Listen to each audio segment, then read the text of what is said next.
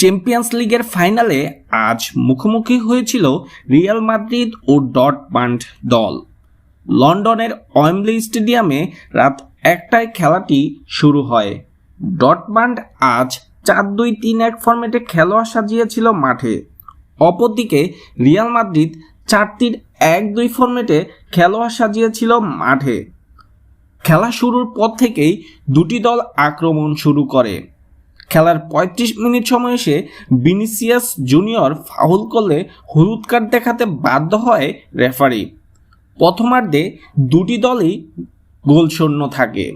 দ্বিতীয়ার্ধের 74 মিনিট সময় এসে রিয়াল মাদ্রিদের হয়ে প্রথম গোলটি করেন ড্যানিয়েল কারবাজালের গোলে 1-0 এগিয়ে যায় রিয়াল মাদ্রিদ।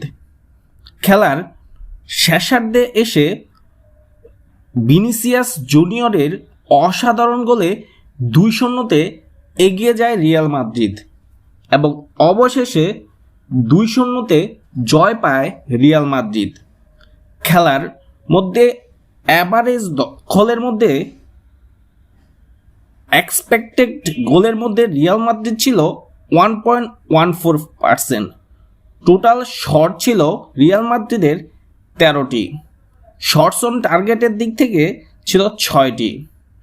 অপরদিকে ডর্টমান্ড সুযোগ সমান পেয়েও কোনো কাজে লাগাতে পারেনি এবং অবশেষে আবারও চ্যাম্পিয়ন্স লিগের ফাইনাল নিশ্চিত করল রিয়াল মাদ্রিদ এবং জয় নিয়ে বাড়ি ফেলল রিয়াল মাদ্রিদ।